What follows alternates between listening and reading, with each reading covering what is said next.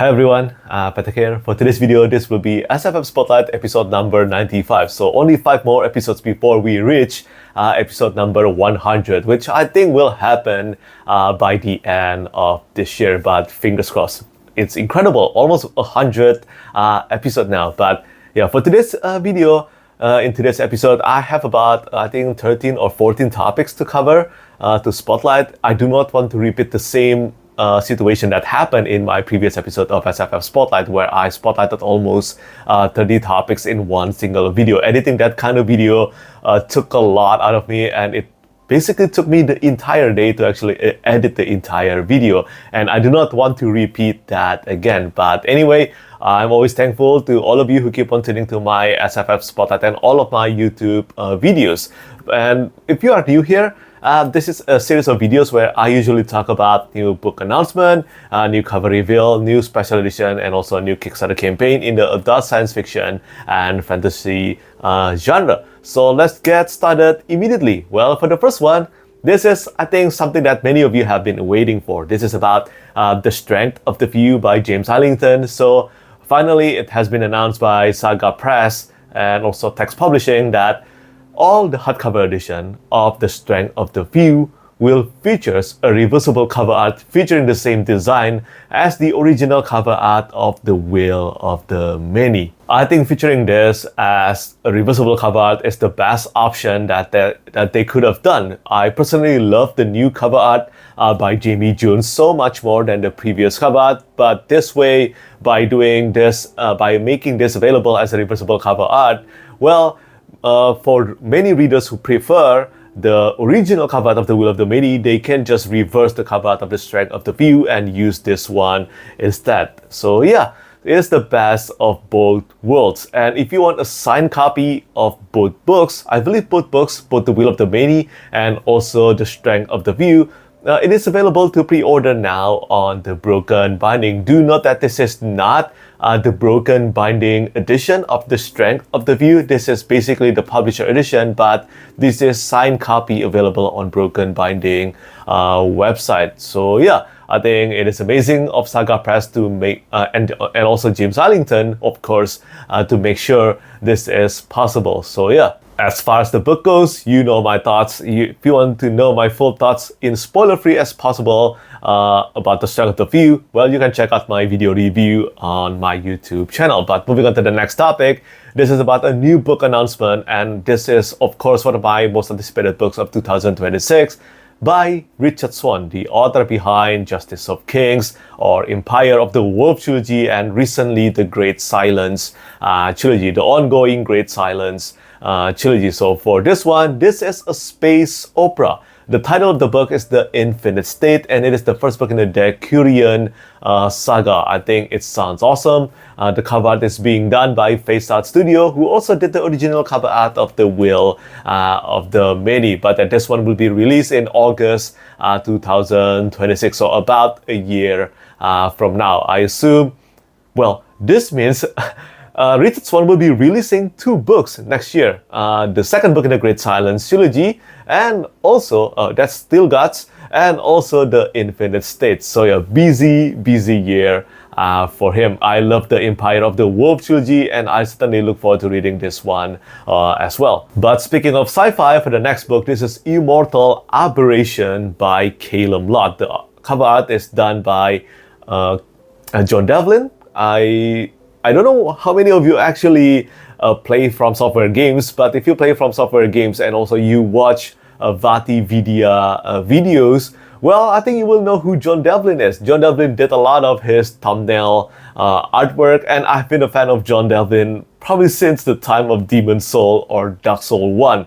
It has been a long time, and I'm really glad that Calum Lott has been, well, maintaining his tradition of commissioning John Devlin to become his cover artist. And this Immortal Aberration is a novella. Yeah, it's a sci-fi space opera novella supposedly suitable for those of you who are a fan of Warhammer 40k and also Sun Eater by Christopher Ruocchio. I am a fan of Christopher Ruocchio's Sun Eater. I haven't read anything in the Warhammer series yet, even though I have wanted to read Eisenhorn series for a while now.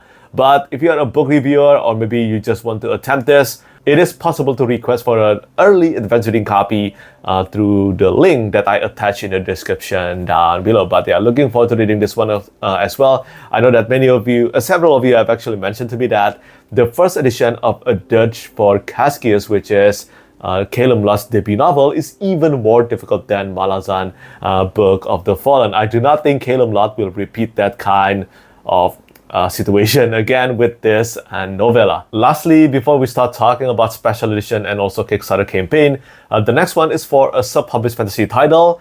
This is for The Shadows of a Sundered Plan by Corbin Rook. So this one features a cover art done by Simona Love, and I believe this is actually being helped by Caden Love. Yeah, Caden Love. I've met Caden Love and also Simona on Dragonsteel Nexus last year, and I just want to help them spotlight this publication that they help as well. So make sure to check out this book through the link in the description down below. Hopefully many of you will find this one interesting to your liking. And now let's talk about special edition. I have actually only one special edition to spotlight, and this is about Empire of Silence by Christopher Ruocchio, the first book in the Sun Eater series, and this is the Anderida edition. So this is probably the 4th edition of Empire of Silence. So we have Empire of Silence, the standard hardcover, of course, and then the Broken Binding edition, and then the upcoming deluxe edition being published in November, and now the Anderida edition, which I believe will be the ultimate edition up to this day of Empire of Silence, or the Sun Eater series, basically, until, I don't know, maybe someone like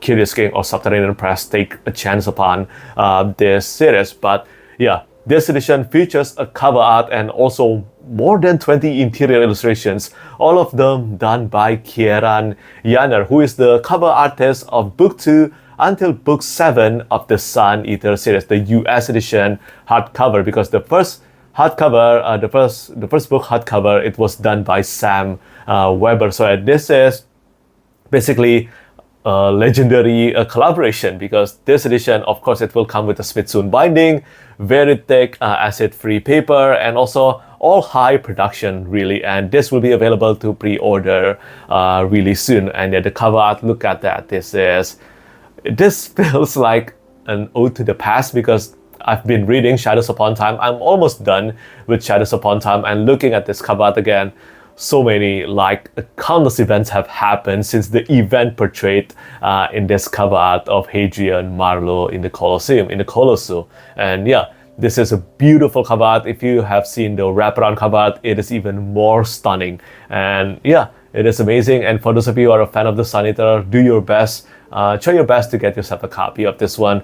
In the future, it will be a very sought out limited special edition. And congratulations to Christopher Ruocchio and also Anderida for this amazing collaboration. And I look forward to getting myself a copy of this one as well. It will be available to pre-order really soon. And now let's talk about Kickstarter campaign. And I have 3 Kickstarter campaigns to spotlight today. The first one is already fully funded. This is about Dragon's Reach by Janice Andrews. And this is the prequel series, even though the publication-wise, this is published after The Keeper Chronicles. I believe that's the name of the series. But anyway, Dragon's Reach is the first book in a prequel series to the first series that begins with a threat of shadows, and then the pursuit of shadows, and finally the siege of shadows. So those 3 books, the first trilogy by Janice Andrews, have been fully published in Kickstarter campaign mode as well. Yeah, I think the backer have all received their copies, and now Janice Andrews, together with Marek Books, is publishing the second series in this world. And yeah, I have a lot of great things about this prequel series. I think many have actually agreed that this prequel series is actually even superior compared to the first trilogy by Janice Andrews. And I'm ashamed to say, even though I've actually mentioned this a few times on my YouTube channel already, I'm ashamed to say I haven't read anything by Janice Andrews yet, and I hope I can fix that in the foreseeable future. But if you're interested in getting a high-end edition of this book, of this sub-published fantasy series, make sure to check out the Kickstarter campaign in the description down below. And speaking of Marek Books, well, the next one that I want to feature, this is, of course, from Zamil Akhtar. This is, well, Elder Epoch. This Kickstarter campaign hasn't gone live yet, but this will be available at the end of the month. I will make sure to post this to spotlight this one more time in my next SFF Spotlight episode. But as you can probably expect from Zamil Akhtar, out of all the books published by Matic Books, well, produced by Matic Books together with the author, Gunmetal Gods is still the best one of them all. Zamil Akhtar is really going all out in making sure that his publication, his special edition, is the best as they could be, and I have no doubt he will repeat that again with Elder Epoch, which is the third book in the Gunmetal Gods series. I am waiting for the second book, the ultimate edition of the second book of the Gunmetal Gods, to appear in my doorstep anytime soon. Hopefully really soon, yeah, Conqueror's Blood. But yeah, this is the third book in the series featuring the cover art again by Rashed, and then of course interior artwork by Shimhaq, and also board design by Hatem Arafa. All of them, all the ones that have been revealed so far looks beautiful, especially the cover art and also the board design. Amazing, really. Cannot wait to have an entire set of the Gunmetal Gods Ultimate Edition in my bookshelves to read and review. And finally, the last Kickstarter campaign I want to spotlight today. This is again, hasn't gone live yet. This is by Shami Stovall. So I mentioned that Gunmetal Gods Ultimate Edition is the best publication from Matic Books together with the author. Well, I will say that the second one would be anything by Shami Stovall, and I expect the same thing for the Chronos Chronicles 48 Hours, which means the first two books in the series. This one is an urban fantasy series, and I look forward to seeing all the full details about this Kickstarter campaign. And yeah, that's pretty much it for the special edition and also for the Kickstarter campaign. For the last three topics I want to spotlight today, they are actually related to video games and also anime or manga. So for the next one, this is about Clair Obscur Expedition 33. So Sandfall, the publisher, has mentioned that Clair Obscur will become the franchise name for the video game series. And I am super happy about this. Expedition 33 basically remind me how amazing it is to become a gamer, a fan of turn-based RPG again. And they have done a lot of groundbreaking things by showing how much they love the genre of video game, and also how much they love games like Final Fantasy, Legend of Dragoons, and many more. It is truly a stunning achievement in my opinion, and there is no doubt that this is my game of the year. Final Fantasy VII Remake, which I just platinum as well, actually felt so inferior compared to Clair Obscur Expedition 33, and I cannot wait to see what Sandfall will do next. I'm already looking forward to doing my second playthrough of Expedition 33 if I have some free time. But yeah, it is an amazing news, and I look forward to whatever next they're going to do. And then for the final two news, these are both related to Jujutsu Kaisen by Gege Akutami. So for the first one, this is about the Calling Game anime, which is the third season of Jujutsu Kaisen. The teaser is out now, and I think we are going to watch this sooner than expected. I think this one is about to be released in January 2026. And the beginning of Calling Game, actually, the Calling Game story arc in the manga, I did not enjoy it as much as I thought. But the end of the Calling Game arc, of course, that's incredible, especially the duel between... I cannot mention this in case you haven't read the manga, but yeah, if you have read the manga, you will know what I'm talking about. But I did found the ending of Jujutsu Kaisen to be a bit disappointing, and I hope the anime adaptation will be able to fix that, because my overall thoughts, the anime actually topped the manga by quite a lot, in my opinion, just like Demon Slayer. And then finally, the last news in today's episode of SFF Spotlight is about Jujutsu Kaisen spin-off manga Modulo. I have read the first chapter. I'm still a bit unsure about this. So the illustrator behind this one is not Gege Akutami, even though the story is definitely from him, written by him, but the artwork is done by another artist. Personally speaking, I think art-wise, it is much better than Gege Akutami. I have never been a big fan of Gege's artwork. I think Gege's artwork looks very messy in a lot of places, but this one, I think art-wise, it's amazing. It's clear, and I think it fits Jujutsu Kaisen. And well, story-wise though, I think they, without spoilers, they're going the alien route, which is basically just like Boruto with Naruto. And I don't know how I feel about this. I'm not a fan of Boruto manga at all. I basically do not think of it as canon. I mean, even Masashi Kishimoto even said that he has very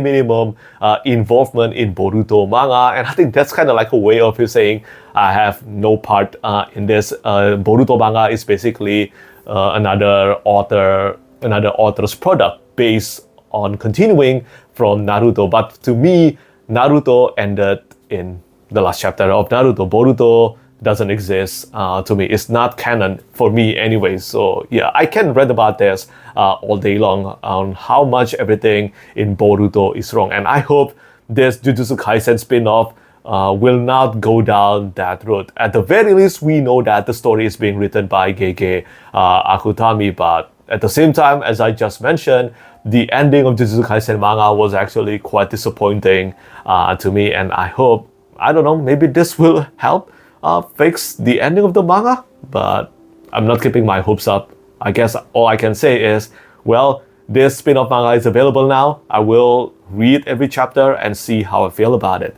But yeah, that's pretty much it on today's episode of SFF Spotlight. That's about 13 or 14 topics. I'm not sure how many was that. But again, please do let me know what you think about all the news that I spotlighted in today's episode of SFF Spotlight. Again, I just want to say thank you so much for always continuing to support me. It always means a lot to me. If my output in producing YouTube videos suddenly drop, you know the reasons. But yeah, that's pretty much it from me today. As always, thank you so much for watching, and thank you for your support. Bye bye. Lastly, I want to say thank you so much once again to all my patrons who keep on supporting me.